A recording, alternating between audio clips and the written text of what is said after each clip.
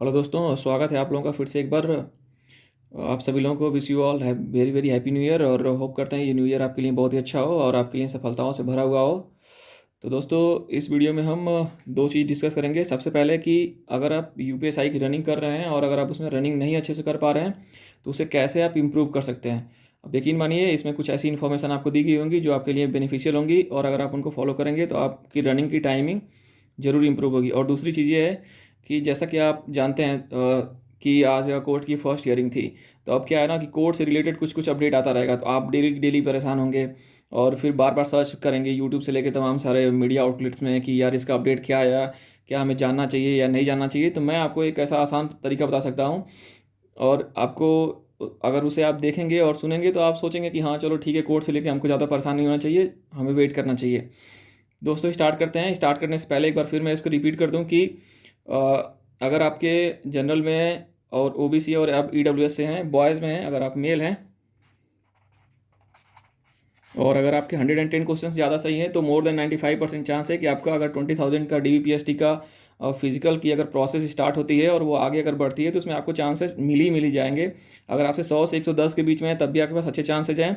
आपको दौड़ना चाहिए। इवन अगर आप 90 क्वेश्चन से ऊपर में हैं बॉयज़ में, जनरल ओबीसी और ईडब्ल्यूएस के लिए, तो आपको दौड़ अपनी करनी चाहिए क्योंकि ये कभी न कभी वर्क करेगा आपको किसी न किसी एग्जाम में, है ना। नेक्स्ट एग्जाम में अगर अभी नहीं होता है या फिर आपकी अगर फिजिकल फिटनेस रहेगी तो कभी न कभी आपके काम आएगा। अगर आप एससी एसटी और अदर्स में हैं तो आपके अगर 90 क्वेश्चन से भी ऊपर हैं तो आपको दौड़ करनी चाहिए, ठीक है। तो अब हम गर्ल्स की बात कर लेते हैं। तो गर्ल्स में अगर आपके 105 क्वेश्चन से ऊपर हैं तो आपको मोर देन 95% चांस है, आपको एकदम फिजिकल पे अपनी तैयारी जोरों से कर देनी चाहिए।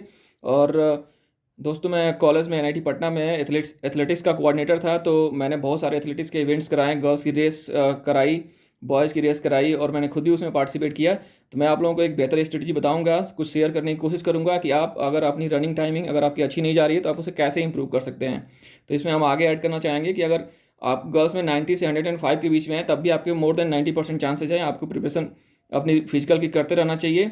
और अगर आपके 85 क्वेश्चन हैं तब भी आप करिए, क्योंकि अगर अभी आप देख रही हैं कि कोविड आ रहा है और कोर्ट में भी केस चल रहा है, तो अगर यूपी पीआरबी जल्दी से कोई स्टेप लेगा तो ये प्रक्रिया तेज़ी से आगे बढ़ेगी। अगर नहीं लेगा तो फिर ये लेट भी हो सकता है, आगे कितना भी टाइम खींच सकता है। तो जब चीज़ें अनसर्टेन है तो हमें क्या करना चाहिए, हमें अपनी तरफ से फिजिकल की तैयारी करते रहनी चाहिए। और वैसे ही गर्ल्स में अगर एससी एसटी अदर्स में अगर आपके 80 से 90 क्वेश्चन भी बन रहे हैं तो आपको अपनी फिजिकल की तैयारी करनी चाहिए और ज़ोरों शोरों से करनी चाहिए। तो ये हो गई कुछ बेसिक बातें। अब हम लोग आगे बढ़ते हैं और डिस्कस करेंगे कि अगर आपकी रनिंग की टाइमिंग अच्छी नहीं आ रही है तब उसे कैसे इंप्रूव कर सकते हैं। तो जैसा कि हम सब लोग जानते हैं कि आपको गर्ल्स के लिए, सबसे पहले हम गर्ल्स के लिए टॉक करेंगे, उसके बाद में फिर हम बॉयज़ के ऊपर आएंगे। तो गर्ल्स के लिए आप 16 मिनट में 2.4 किलोमीटर यानी 2400 मीटर दौड़ना है। तो दोस्तों, अगर हम इसे 1 मिनट में कन्वर्ट करें तो आपको 150 मीटर के करीब दौड़ना है। तो ये मैं 1 मीटर की टाइमिंग पे इसलिए आ रहा हूँ कि आप जान पाएँ कि आपको कितनी पेस मेंटेन रखनी पड़ेगी, आपकी क्या स्ट्रेटजी होनी चाहिए। तो अगर आप 16 मिनट का कंप्लीट टाइम तो ले नहीं सकती हैं, क्यों? क्योंकि अगर हम 16 मिनट से प्रिपरेशन करेंगे 16 मिनट को लेकर के, तो पता चलेगा क्या कि अगर हम 10 सेकंड से भी पीछे रह गए, 20 सेकंड से पीछे रहे, तब भी हम पीछे रह जाएंगे। तो हमें क्या करना है, सबसे पहले कि हमें ये मान लेना है कि हमें 15 मिनट में ही दौड़ कंप्लीट कर लेनी है। कम से कम इतने मिनट में हमको कर लेनी पड़ेगी। तो उसके हिसाब से हमें अपनी स्ट्रेटजी को डेवलप करना चाहिए। तो अगर हम 15 मिनट के हिसाब से देखें तो आपको 1 मिनट में आएगा 160 मीटर। यानी अगर हम 5 मिनट में करते हैं तो कितना, 16×5 = 80, यानी 800 मीटर। तो यानी क्या है दोस्तों, अगर आप गर्ल्स हैं तो आपको 5 मिनट में 800 मीटर दौड़ना होगा। तो अगर आप स्टार्टिंग में नहीं दौड़ पा रही हैं या फिर आपको प्रॉब्लम हो रही है तो उसकी स्ट्रेटजी हम आगे लेके आ रहे हैं। बट आपको एक ये बेसिक पैरामीटर रखना है कि अगर आप बहुत ज़्यादा नहीं दौड़ना चाहती हैं या फिर अगर आप पेस मेंटेन चेक करना चाहती हैं कि आपको थ्रू आउट द रेस कितनी पेस मेंटेन रखनी चाहिए, तो आप 800 मीटर 5 मिनट में दौड़ के देख सकती हैं और आप जान सकती हैं कि हाँ, मुझे इतनी पेस मेंटेन रखनी पड़ेगी तो मैं अपनी रेस अच्छे से क्लियर कर पाऊंगी। उसी तरीके से अगर हम बॉयज़ का देखें तो आप 28 मिनट का आपके पास टाइम है, तो लेकिन आप 28 मिनट्स कंप्लीट लेके नहीं चल सकते क्योंकि आपको थोड़ा तो पहले कंप्लीट करना होगा। अगर आप ऐसी प्लानिंग लेके चलेंगे नहीं हम 28 मिनट में ही कंप्लीट करेंगे तो क्या होगा, फिर आप फंस सकते हैं ना। अगर आपके 10-20 सेकंड ज़्यादा हो गए या फिर एकदम बॉर्डर लाइन पर रहें तो आपको पैनिक हो जाएंगे। इसलिए आपको प्रैक्टिस करनी चाहिए कि 2 मिनट का आप मार्जिन रखिए, 26 मिनट में आप इसे कंप्लीट कर ले जाएँ। तो अगर आप 26 मिनट में कंप्लीट करेंगे तो 4800 मीटर्स, तो आपके पास क्या हो जाएगा, 1 मिनट में आपको लगभग 185 मीटर दौड़ना होगा। तो यानी कि 5 मिनट में आपको 925 मीटर दौड़ना होगा। तो आप 900 मीटर या 950 मीटर का एक ट्रैक देखें, या फिर आप 2 राउंड 3 राउंड देख सकते हैं। और अगर आप देखें कि आप 5 मिनट में अप्रॉक्स 1 किलोमीटर आप कितनी कैसे दौड़ पा रहे हैं, वही पेस आपको 25 मिनट्स तक मेंटेन करनी चाहिए। और थ्रू आउट द मीन्स आप स्टार्ट करें तो थोड़ी अपनी बॉडी को हीट होने दें, उसके बाद में एक पेस को मेंटेन रखें और उसी पेस से दौड़ते रहें। और वो पेस आपको कैसे पता चलेगी? इससे आप जब 5 मिनट में आप लगभग 1 किलोमीटर चेक करेंगे, वैसे ही गर्ल्स जब आपका 5 मिनट में जब 800 मीटर चेक करेंगी तो उनको एक आइडिया लग जाएगा कि हाँ, हमें ये वाली पेस मेंटेन करके रखनी है, तो हम क्या आसानी से रेस को कंप्लीट कर ले पाएंगे। तो अब इसमें हम अगला टॉपिक डिस्कस करते हैं कि हमें स्टार्टिंग से क्या करना चाहिए। तो दोस्तों, मैंने रेस में पार्टिसिपेट किया है और बहुत अच्छा तो नहीं, बट फिर भी मोर देन एवरेज स्कोर किया था। मैं आप लोगों को शो करता हूँ।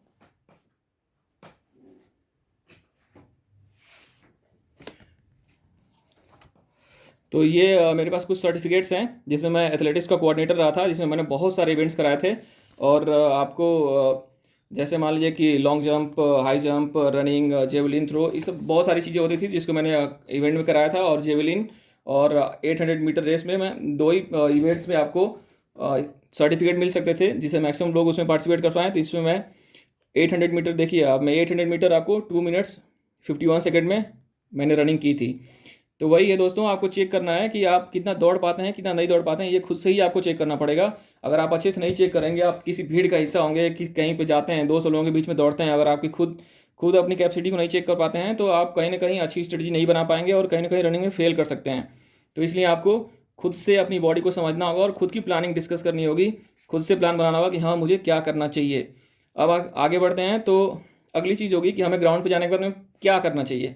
तो देखो, सबसे पहले दोस्तों आपको पीटी से स्टार्ट करना चाहिए। ये बॉयज़ और गर्ल्स दोनों के लिए है ना, ये गर्ल्स और बॉयज़ दोनों के लिए है। तो आपको सबसे पहले क्या करना चाहिए, पीटी और स्ट्रेचिंग जितनी भी स्कूल में सिखाई गई है या आपने कॉलेज में सीखा है तो वो करना चाहिए। फिर आपको वर्कआउट करना चाहिए। वर्कआउट कितना करना चाहिए? आपको 20 मिनट्स का वर्कआउट करना चाहिए। वो आप बोलोगे यार मैं सीधे दौड़ के चला हूँ, वर्कआउट क्यों करने जाऊँ? नहीं, वर्कआउट जरूरी है। वर्कआउट इसलिए जरूरी है क्योंकि आपको ये स्ट्रेंथ और स्टेमिना प्रोवाइड करेगा, ये आपको स्ट्रेंथ और स्टेमिना प्रोवाइड करेगा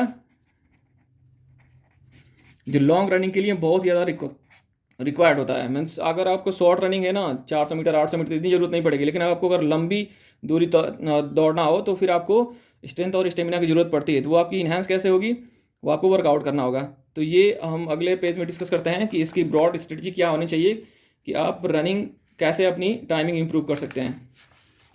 तो दोस्तों, ब्रॉडली मैंने क्लासीफाई किया है। तो मुझे लगता है कि 3 तरीके के लोग होंगे। एक तो जो 4.8 किलोमीटर आपका 24 मिनट में है, या फिर गर्ल्स के लिए देखें तो 2.4 किलोमीटर 16 मिनट में ये कंप्लीट ही नहीं कर पा रहे होंगे। ठीक है। दूसरे लोग होंगे जिनको थोड़ी सी टाइमिंग ज़्यादा आ रही होगी, है ना, 4.8 किलोमीटर 30 मिनट ज़्यादा, या 2.4 किलोमीटर आपको 16 मिनट से ज़्यादा लग रहे होंगे। ठीक है। और तीसरे लोग ये होंगे जो अप्रॉक्स इसी रेंज में दौड़ रहे होंगे, जैसे 28 मिनट में दौड़ गए, या 29 मिनट में दौड़ गए, 28.5 में दौड़ गए, या फिर आपको 16 मिनट में दौड़ गए हैं, 16.5 में दौड़ गए, 17 में दौड़ गए। तो ये 3 तरीके के लोग होंगे। तो तीनों के लिए हम अलग अलग स्ट्रेटजी डिस्कस करते हैं, तेज़ी से आगे बढ़ते हैं, तो जिससे कि वीडियो की लेंथ बहुत ज़्यादा लंबी ना हो। तो अगर आपका 2.4 किलोमीटर अगर आप एकदम 16 मिनट या 17 मिनट 17.5 में 16.5 में दौड़ जा रहे हैं, या फिर 4.8 किलोमीटर आप अगर 28 मिनट्स में दौड़ जा रहे हैं और ये यहाँ पे रही हैं, तो आपको क्या करना चाहिए? एक्सरसाइज करना चाहिए। ग्राउंड में जाने के बाद में एक्सरसाइज में क्या करना चाहिए? आपको सीटअप्स लगाना चाहिए, कितना 10, आपको फिर पुशअप्स लगाने चाहिए 10, फिर आपको चिनअप्स लगाना चाहिए ये 10। तो ये 10 का आपको 2 राउंड बोलें, या आप बोल सकते हैं 2 सेट्स, या आपको 3 सेट्स, इतना आपको ना वीक में 5 डेज करना चाहिए। कितना करना चाहिए? 5 डेज। इसके बाद में जब आप इतना कंप्लीट कर लें तो फिर आप क्या करें? तो फिर आप रनिंग स्टार्ट करें और फिर आप कूल डाउन होने दें बॉडी को। कूल डाउन के दौरान बैठे नहीं, क्या करें? वॉक करते रहें। दोस्तों, जो मैंने एथलेटिक्स का इवेंट कराया था तो उसमें एक गर्ल्स गर्ल्स थी जो हम लोग की जूनियर थी, और वो 1600 मीटर ऐसा कुछ में पार्टिसिपेट की थी, बट उसने बहुत अच्छी रनिंग की थी।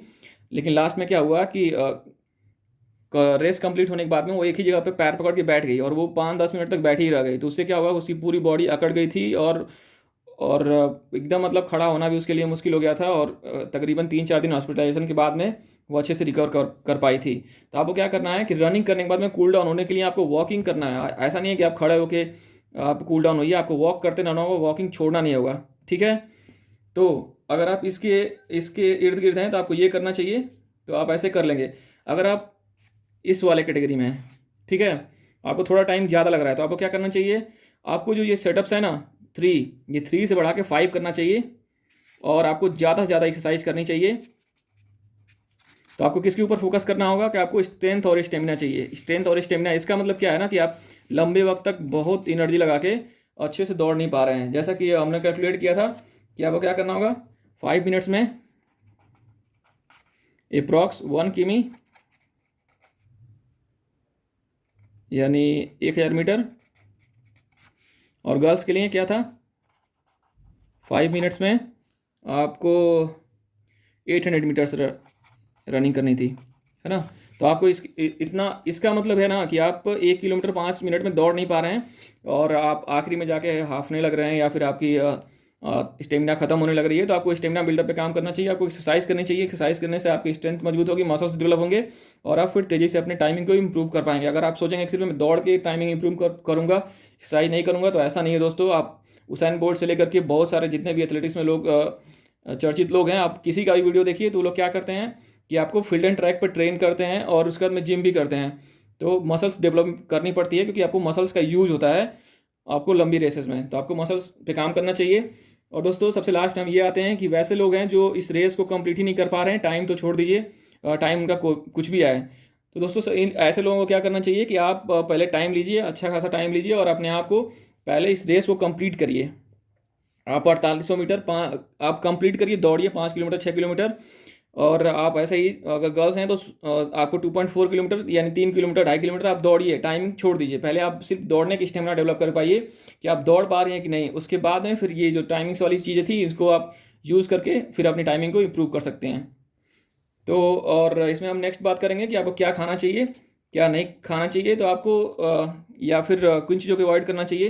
तो देखिए दोस्तों, जिन चीज़ों को आप डेली यूज़ में नहीं लेते हैं ना, या फिर जिस चीज़ की बॉडी आपकी हैबिचुअल नहीं है, सपोज़ कि आप चिकन नहीं खाते हो, या फिर आप फिश नहीं खाते हो, तो आप प्रोटीन के लिए अचानक से अगर उसको लेंगे ना, या फिर कोई प्रोटीन शेक लेंगे, या फिर कोई स्टेमिना वाला ऐसा पाउडर लेंगे, तो आपके लिए नुकसान कर देगा। तो आपको इसके ऊपर फोकस करना चाहिए कि जो चीज़ें हम रेगुलरली खाते हैं, तो अगर इन चीज़ों में जैसे एग्स हो गया, बनाना हो गया, मिल्क हो गया, चना हो गया, छुहारे हो गए, अब सत्तू है, तो अभी आप उसको, सर्दी है तो आप उसको नींबू पानी के साथ तो नहीं ले सकते, नींबू घोल करके, तो आप उसे कुछ मीठा डिश बना के, हलवा टाइप का बना के लीजिए। ये सब चीज़ें आपको स्ट्रेंथ और स्टेमिना बिल्डअप के लिए बहुत काम आएंगी, और ये सब चीज़ें बहुत कॉस्टली नहीं है। आपको किसी भी सप्लीमेंट या इन सब चीज़ों की उतनी नीड नहीं है। आप अगर इन सब चीज़ों को खाएंगे तो धीरे धीरे आपकी नेचुरल एनर्जी बढ़ेगी, और जो आपको लिए लंबे वक्त तक काम आएगी। तो दोस्तों ये थी रनिंग से इन्फॉर्मेशन। अब अगले केस में आते हैं कोर्स से रिलेटेड अपडेट के बारे में। तो दोस्तों आज फर्स्ट हियरिंग थी,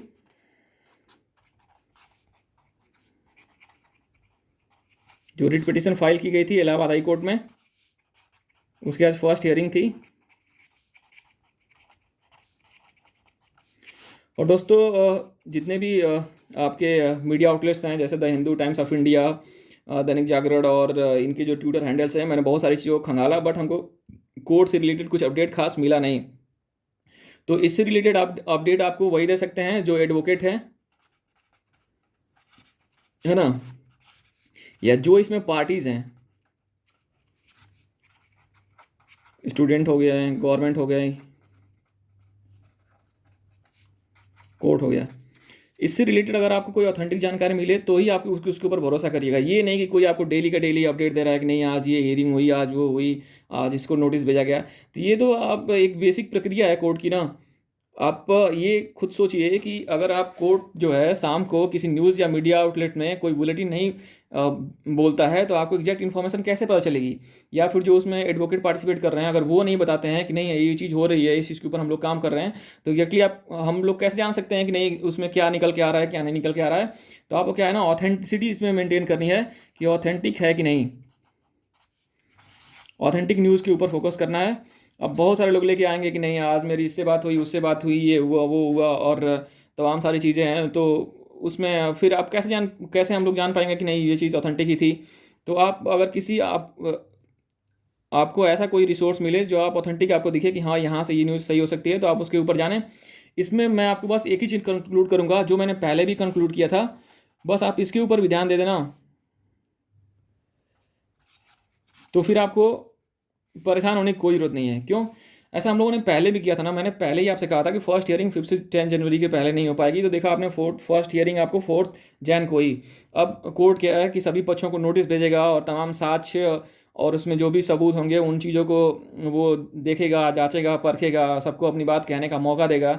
ये तो आप लोग हमेशा देखते आए हैं और हमेशा जानते हैं। और फिर क्या होगा कि इन सब चीज़ों को लेकर के वो कुछ कंक्लूड करेगा और कुछ ऑर्डर निकालेगा कि चलो इसको स्टे कर देते हैं या फिर निरस्त कर देते हैं, री एग्ज़ाम करा देते हैं या फिर इसको ऐसे ही चलने देते हैं। तो उसमें क्या होगा ना, आपकी फरवरी एंड लग जाएगी। मैं आपको फिर बोल रहा हूँ कि आप कुछ भी एकदम परेशान ना हो, इससे कोई भी ऑर्डर आने में फरवरी एंड से पहले कोई भी ऑर्डर कोर्ट से नहीं आ पाएगा।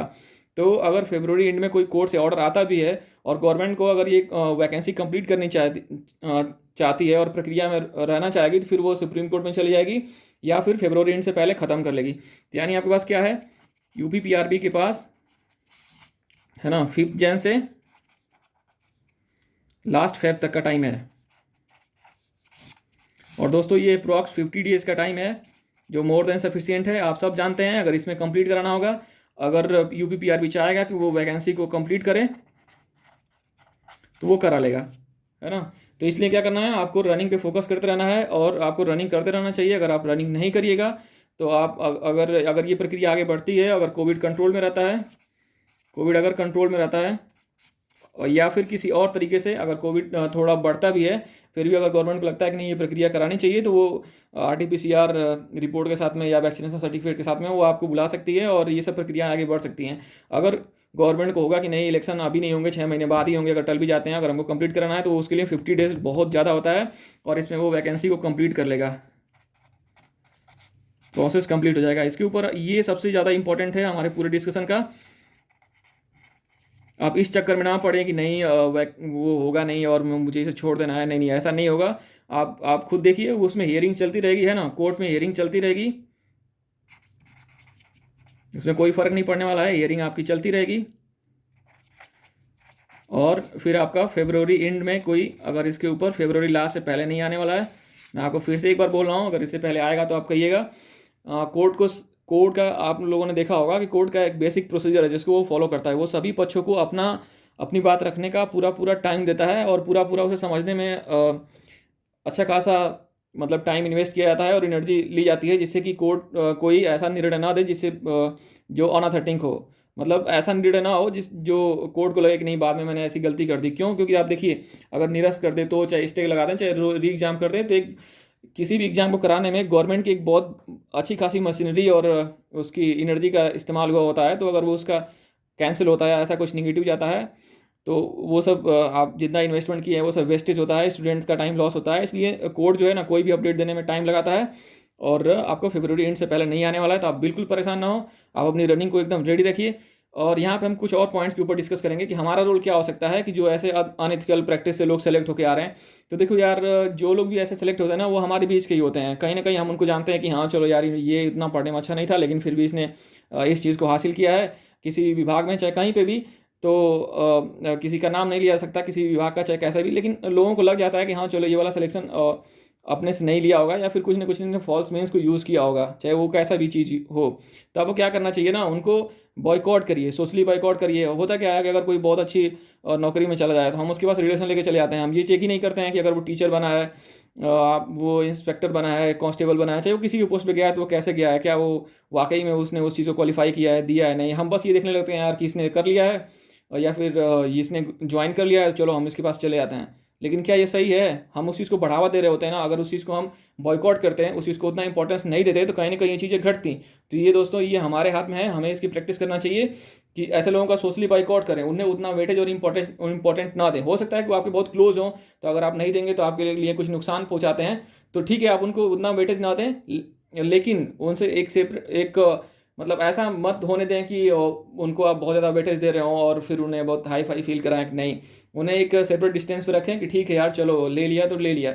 इससे क्या होगा, थोड़ी अनएथिकल प्रैक्टिस घटेंगी और ऐसे ऐसे तरीके से लोग जाने की कोशिश कम करेंगे। तो ये हमारे हाथ में है, इसको हमें कंट्रोल करना चाहिए।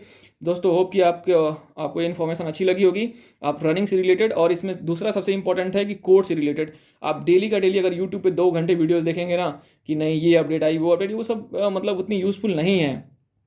आप एक बार शाम या सुबह में कोई ऑथेंटिक न्यूज़ देखें और बस आप ये देख लें कि हाँ कोर्स से रिलेटेड आज क्या हायरिंग हुई, और आप एक बार लास्ट में जब इससे कोई भी रिलेटेड अपडेट आएगी, स्टे का, निरस्त होने का, री एग्जाम का, या फिर ऐसे ही इसको कंक्लूड करने का वैकेंसी को, तो वो आपको आराम से पता चल जाएगी। आपको इतने ज़्यादा परेशान होने की जरूरत नहीं है, और ये फेब एंड से पहले नहीं होने वाला है।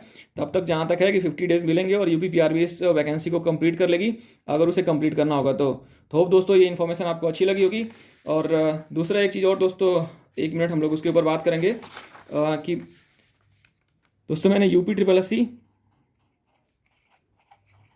लोअर मेंस का एग्ज़ाम दिया था 19 का, और अप्रॉक्स इसमें मैं मेरे 141 क्वेश्चंस करेक्ट हो रहे हैं। तो अगर आप चाहते हैं कि UP SSSC लेखपाल से रिलेटेड कोई आपको स्ट्रेटजी चाहिए है ना, हाई स्कोरिंग की,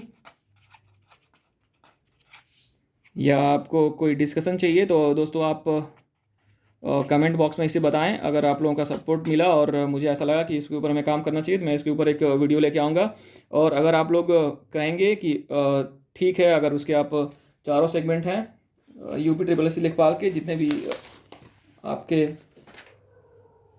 हिंदी से लेकर के, और हिंदी हो गया, GS हो गया, मैथ्स हो गए, और ग्राम विकास, है ना दोस्तों। ये 100 क्वेश्चन का आपका पेपर होगा, 120 मिनट है, और आपका 1/4 नेगेटिव होगा। दोस्तों इसमें क्या था कि आपको 90 मिनट्स में 100 क्वेश्चन करने थे, और फिर दूसरे वाले पार्ट में भी 90 में 100 क्वेश्चन था। तो थोड़ा सा टाइमिंग कम थी, और थोड़ा क्वेश्चन ज़्यादा अटेम्प्ट करने की वजह से थोड़े निगेटिव ज़्यादा हो गए, और थोड़ी स्ट्रेटजी सही नहीं रही, इस वजह से इतने अच्छे क्वेश्चन सही नहीं हुए। लेकिन अगर आपको लगता है कि आपको इससे रिलेटेड कोई स्ट्रेटजी चाहिए, या फिर इससे थ्योरी से रिलेटेड कोई वीडियो चाहिए और वो आपके लिए यूज़फुल हो सकती है, तो आप मुझे कमेंट करके बताएं और चैनल की स्ट्रेंथ बढ़ाएं। अगर आप लोग सपोर्ट करेंगे तो हम इससे रिलेटेड अगली वीडियो में हम इससे रिलेटेड डिस्कशन करेंगे। अब दोस्तों देखो, ये एग्ज़ाम कभी भी हो, लेकिन आपको ये पता है कि राजस्व लेखपाल की अप्रॉक्स 8000 वैकेंसीज हैं UP SSSC के पास, और वो कभी न कभी नेक्स्ट विद इन 5 मंथ्स में कभी न कभी कंप्लीट होनी है।